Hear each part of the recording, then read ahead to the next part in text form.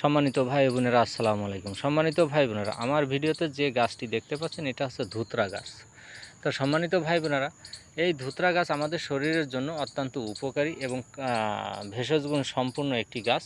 তো সম্মানিত ভাই বোনেরা, আজ আমি এমন একটি রোগের কথা বলবো জানলে অবাক হবেন।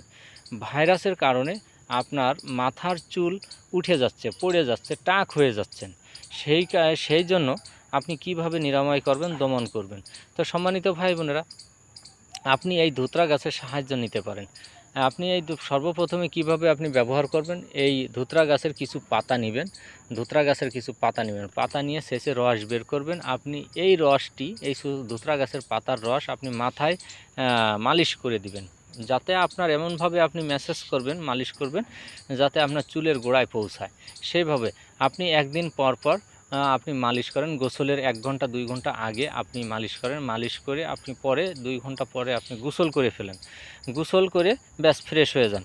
সম্মানিত ভাই বোনেরা, এভাবে আপনি বেশ কিছুদিন, কয়েকদিন করেন, আপনার প্রমাণটা আপনি নিজেই, আপনি পার্থক্যটা আপনি বুঝতে পারবেন ইনশাআল্লাহ।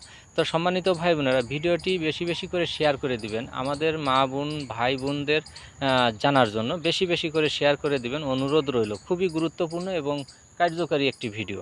তো সম্মানিত ভাই বোনেরা, আপনারা যারা আমার এই ভিডিওটি ইউটিউবে দেখছেন, ইনশাআল্লাহ অনুরোধ রইল সাবস্ক্রাইব করে দিবেন ইনশাআল্লাহ।